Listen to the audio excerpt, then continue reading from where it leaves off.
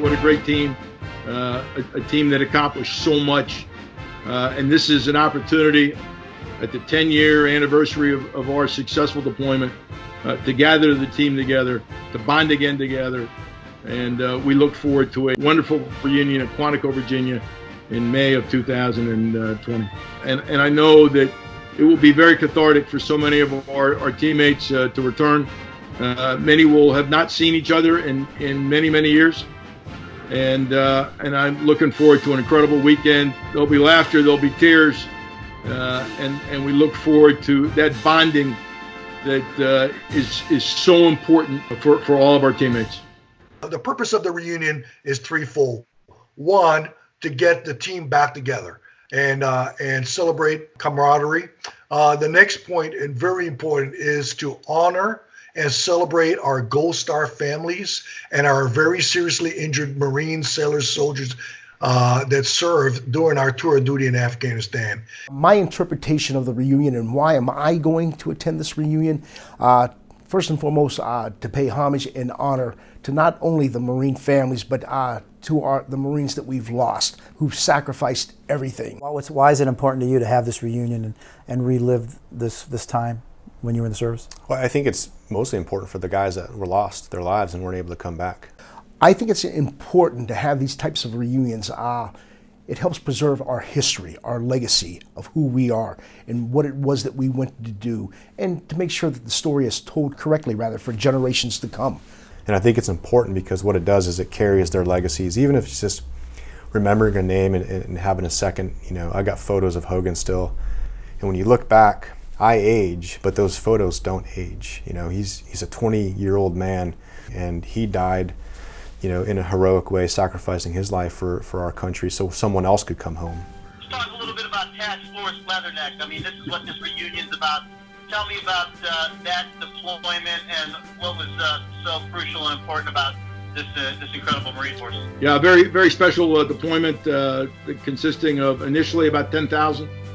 By the time we left, our ranks had swollen to about 20,000 Marines, sailors, and even some soldiers from the U.S. Army. So a very distinguished group that conducted themselves in an incredible manner there in Afghanistan, did everything that our nation asked them to do with great sacrifice, but with great dedication and great poise. Again, couldn't be prouder of the team that performed there from 2009, 2010, called Second Med. Awarded the Presidential Unit Citation, which is pretty rare for an organization of that size to be able to accomplish that. But very proud of what we were able to do, working in a term that we use, hunting and helping. Every day hunting the Taliban, tracking down the Taliban while trying to help the locals, trying to help the Afghan army and police get on their feet, because we all understood from early on that our exit strategy was based on their ability to secure and defend their own country. And I think as our U.S. numbers have gone down over the last decade, we've certainly seen the emergence of the Afghan security forces taking the fight. And we had a large role in that, Steve, as we had initial entry level boot camp training that Marines were conducting for Afghan Army soldiers and police there in Helmand.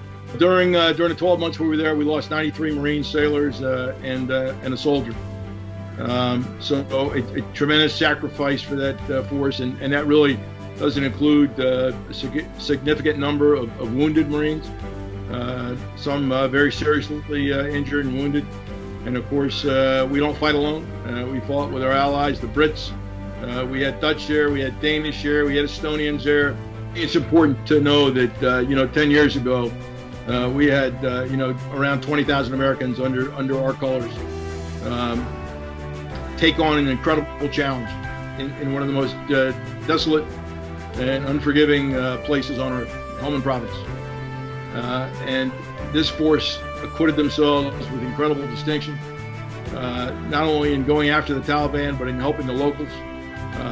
The economic development that we saw, the revitalization, the confidence that we saw in the locals to be able to go out, the schools that we started, but above all, the incredible sacrifice of the Marines, sailors, and soldiers that served under our colors that answered their nation's call and did it brilliantly, without question, without reservation, and with great and positive impact in the nation.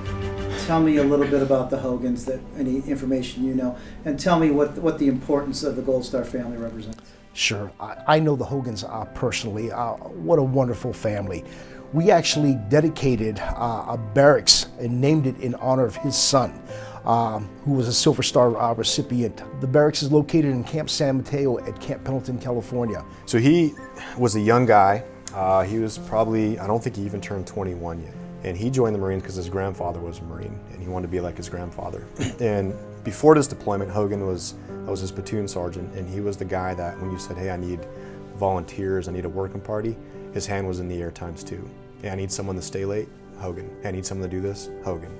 Never complained, never did anything, was always there to do his job. And he kind of got this reputation as kind of a hard worker, a go-getter who you could rely on.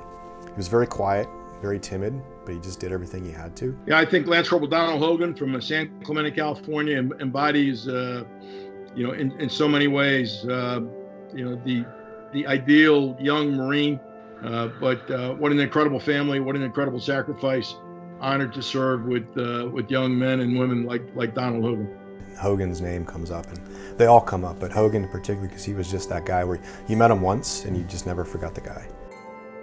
One of the things that our son taught us is that everybody's capable of one phenomenal act in their life.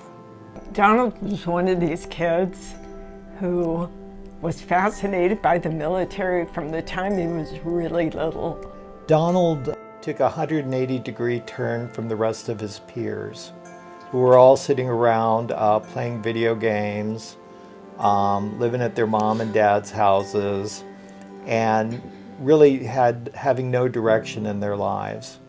And what Donald had done is that he had followed really what his dream was. It wasn't our dream. We didn't hear about him wanting to join the military. What we heard was his English teacher called me and said, I just heard a rumor your son has joined the Marine Corps. The next time we saw him, he was graduating from boot camp, utterly transformed. He had grown up in a matter of weeks. I almost didn't recognize him, but he loved it. He loved the Marine Corps. And so what we did was we supported it, because what really Donald had wanted to do was he wanted to be part of something larger than himself, which when he joined the Marine Corps, that's what happened. Donald deployed to Afghanistan in June of 2009. Our son, Lance Corporal Hogan, volunteered to operate a minesweeper for his platoon. And what he did was he was responsible for leading the group, sweeping the path or the trail ahead of them, or to look around them to see if there were any IEDs buried. And what happened on the day he was killed was that there was a group that was supposed to go out, and they weren't quite ready yet, so they put out a call for another group to go out and replace them, and Donald raised his hand. And what they were looking at is they were checking out a report of an IED that had been buried, that they'd received from a villager. And they went out with a bomb-sniffing dog to go find the thing, and they swept the area, and the dog couldn't find it, and they couldn't find it because what they were using was the way they were making the IEDs, that there wasn't a big metal signature. And the dogs had been tried to sniff for a certain brand of fertilizer that they were using in the IEDs, but the Taliban had changed it up. And so the dog couldn't find it either. And on their way out, the dog handler, wanted to see if it was okay that they could cool the dog off by letting him swim in the canal for a couple of minutes, and everybody was good with it. But while they were standing there, Donald spotted a guy pulling on a kite string, and he knew what that meant was somebody was trying to trigger a manually detonated IED, and so he screamed "wire," pushed the nearest guy, who was a guy named Cody Gibson, out of the way of the blast, and then turned around and put himself in between the IED and the rest of the guys and warned him off. It bought everybody a couple of seconds to move away from it. Bomb went off, Donald was killed instantly. Everybody except for Gibson and Juan Elizondo, the dog handler, were injured. But all of them survived because of our son's actions.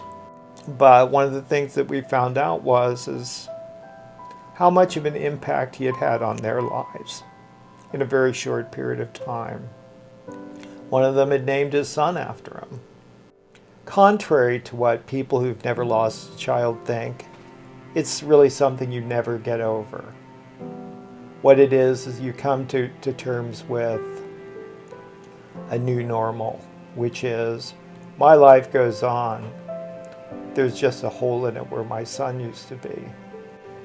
Our son didn't fight for political reasons.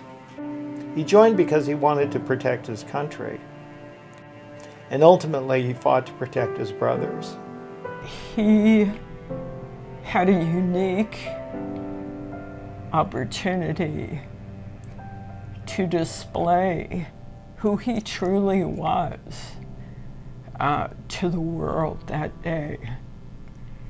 And while I would rather have him with me, I would rather have lived with him for the last 10 years, I understand that Donald proved with his actions that day the kind of person he was.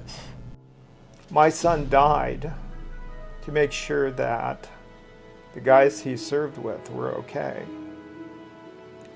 Right then and there, his life had more meaning than mine ever will.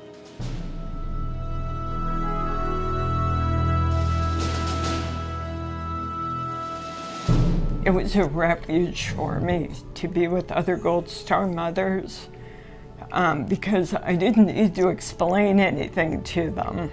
I could just sit there.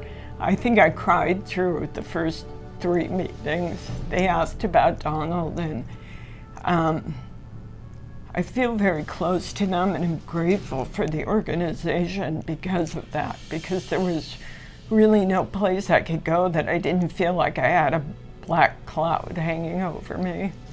And because of them, Jim and I started going to all of the memorial services for the kids that were killed at Fifth Ranger who were based at Camp Pendleton, so we could be there for the parents. I wanted the parents to know you could live through it. The Gold Star families, I mean, my gosh, I just really want you to think about, these are the families that hand us their most cherished and most valued assets in life, meaning their children. It's their love. It's a product of them. They entrust them to us. Let's talk about the Gold Star families. Tell me a little bit about your relationship with Gold Star families and how important they are to the country. Well, they're incredibly important. We've reached out, Steve, to all 93 of these families, and we're so far receiving pretty good response in terms of their return for this reunion. I think, we will take time on Saturday morning, the 2nd of May, to gather in the chapel at Quantico with so many of our returned warriors, and we will be incredibly honored to have all of the Gold Star families that attend join us. So we don't know what the number is yet. We're certainly hopeful and optimistic. We're working with some great organizations that are trying to take care of travel and all of their expenses.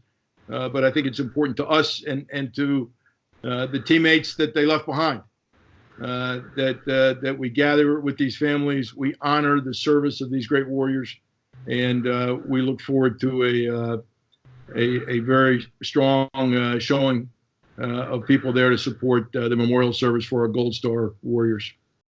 What do you want people to know about Lance Corporal Hogan? Love to eat.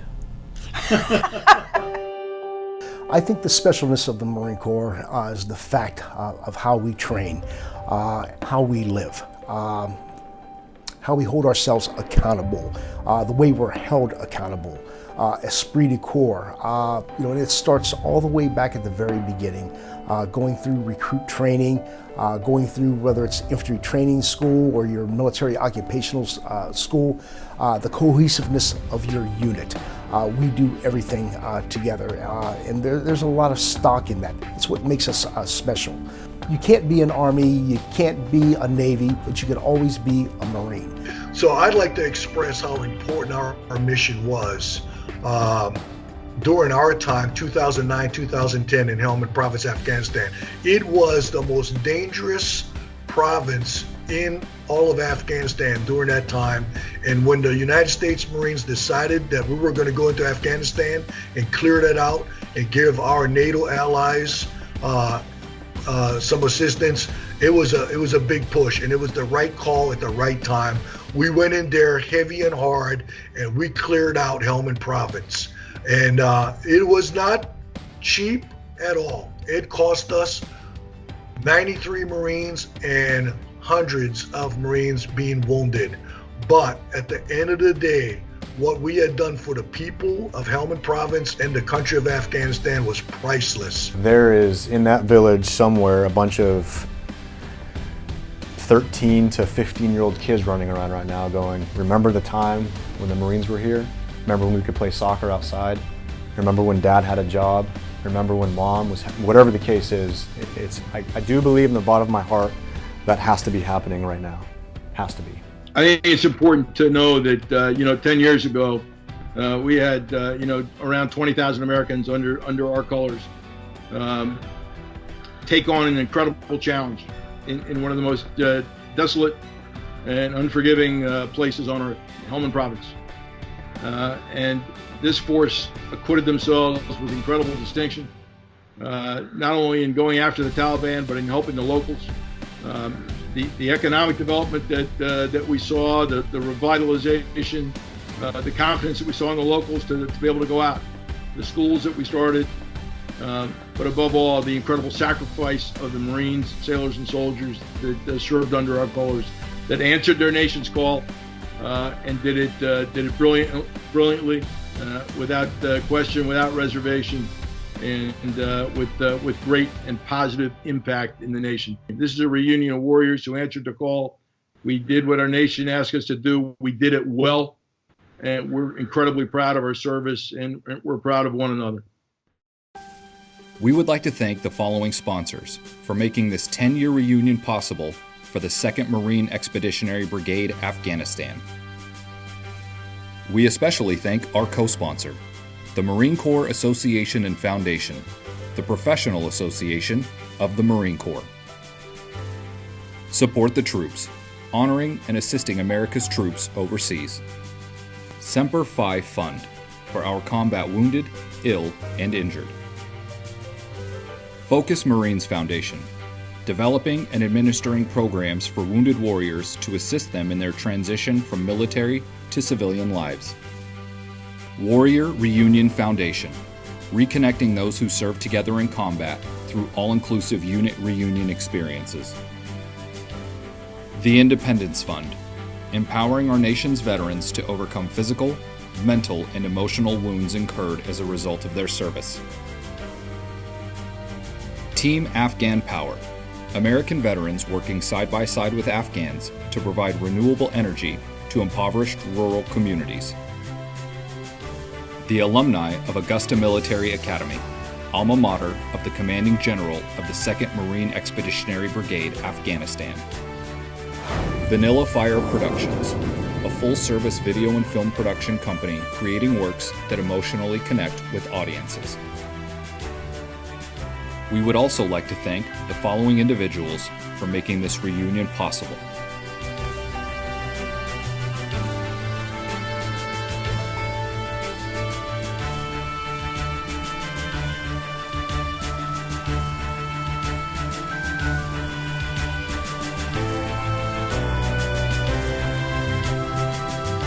We hope you will join us in Quantico, Virginia for the 10-year reunion. Please register at the following site before April 25th.